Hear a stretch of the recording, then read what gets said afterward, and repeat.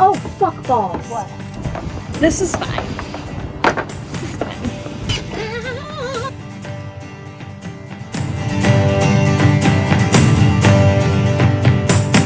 Hey guys, I am Jen and this is my best friend Bree. Hi. And she is here helping me today to put in the bunk window and the skylight.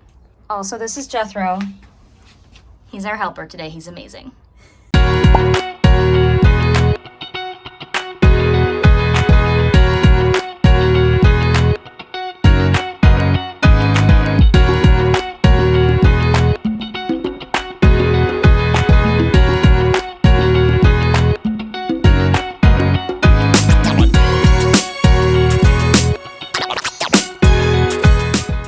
So what we just spent like 5 minutes trying to figure out is, so I really just want the frame to sit on the higher ridges up top, not in the valleys, but on the high ridges, so that it is even all the way across. I don't want one to be on a high one and one on a low one, and I also don't want it to be on the low one because then I feel like the frame would be like curving.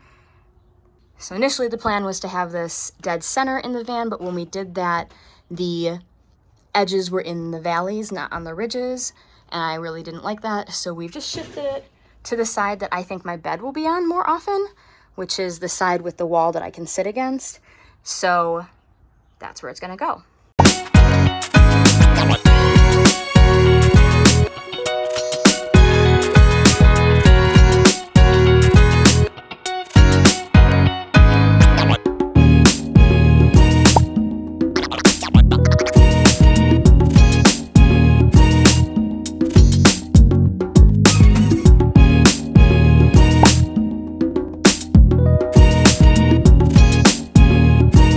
Just like for the fan and the window, we're gonna tape around the edges just to secure the van and make sure that it doesn't like jump all over while we are using the saw, and also protects it from the foot of the saw itself.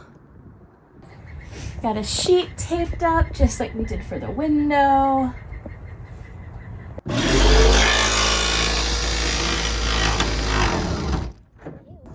This is fine.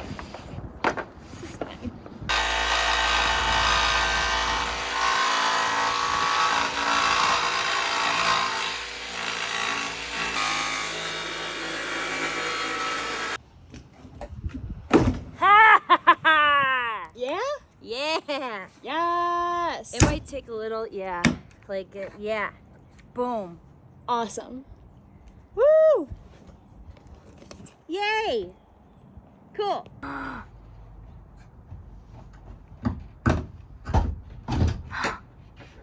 It's so pretty.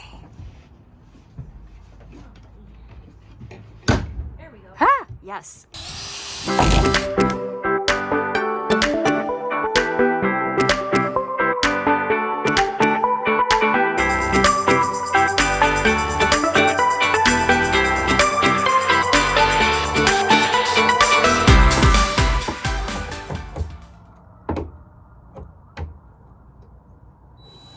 Oh, fuck balls. What? We didn't do the butyl. Fuck balls. Fuck balls. Oh my kitty god.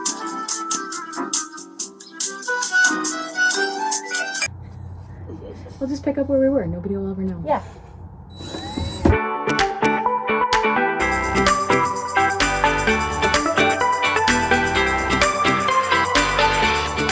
Now we were just trimming off the extra butyl with the dull side of a blade.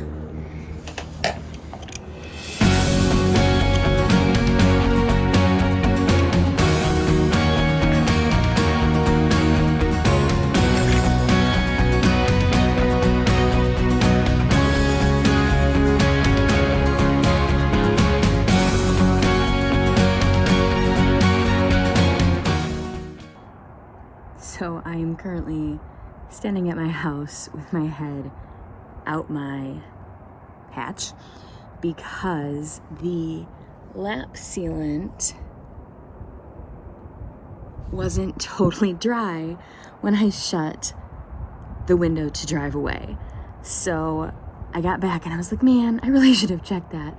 So I came back and opened it up and it was just like all over.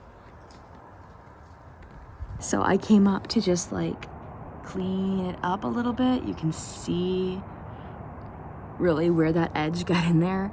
So I came back to clean it up a little bit. It's all over. I'm gonna kind of like clean it up, and then I'm gonna bring this down, but not like all the way down. I just want to make sure that the lap sealant has time to set, because ew. And also we worked so hard on this. Yeah, you can see where it got in that edge. Okay, it has been a long day. I think I probably do look as tired as I feel. First of all, thank you to my amazing friend Bree. You rock. I love you so much. I would say that we had a really successful day. We cut the hole for the bunk window, got that all installed. Because I've already cut a couple holes in the van, I thought it would be really fun if Bree cut a hole in the van. I wasn't really sure if she would want to, but she's worked in construction and stuff, so I trust her with tools. And she was all about it. So she popped right up there and cut the hole for my skylight. She did an awesome job. It fits really, really well. So we got that installed. We kind of had to figure out how the frame was gonna work because it's a boat hatch. So there's really not super clear instructions for installing it onto just the sheet metal of a van. I basically just went with the plan of treating it like a giant Max Air fan. I did it exactly like I did the Max Air fan. Basically, I cut the template exactly the same way. I took the lessons learned from the fan and drilled the holes in a slightly different way, but based on the experience of doing the Max Air fan, and then just layered the butyl, stuck it on there, did the lap sealant. So the frame, we had some ideas, I had some ideas, we tried to tape it together, it literally fell apart on my head.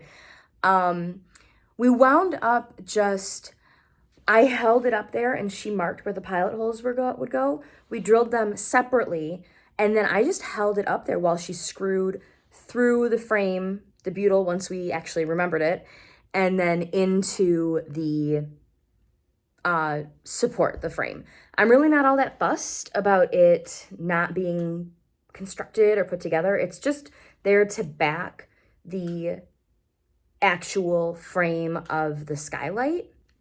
One thing I do really like about the Skylight is I'll show you when it's light out, but it does have a setting where I can shut it and lock it, but it's not clamped all the way shut, so there's still a little bit of airflow in there.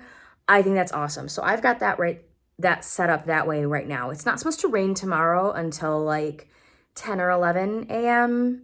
Even with the questionable luck I have in the rain department, I'm confident that even set up the way it is, it won't let any rain in.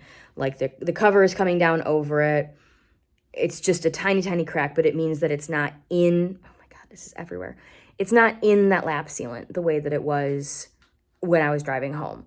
So I'm gonna let that cure up. I'll check it in the morning and see how it's doing. But I'm really happy with the quality of the window. I ordered that from boatoutfitters.com, and I'm delighted. It is the 19-inch opening, which means that it is it's like 22 and a half inches across, and the space that I had to work with between the supports in my van, like the very back and the support, is 24 inches.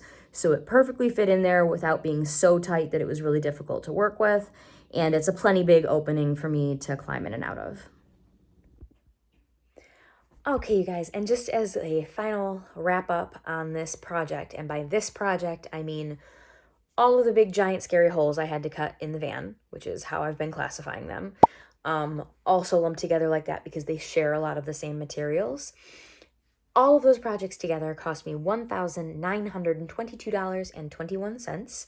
That brings the total van build up to $2,884.66. And my total time is 16 weeks from July 22nd to November 10th. There's a bonus day in there for fixing the fan leak, which I included in the last video. If you didn't see that, go ahead and check it out. hopefully that is the end of the giant scary holes that I have to cut in my van and also the leaks. Let's please be done with the leaks. We will see you next week. Thanks for tuning in.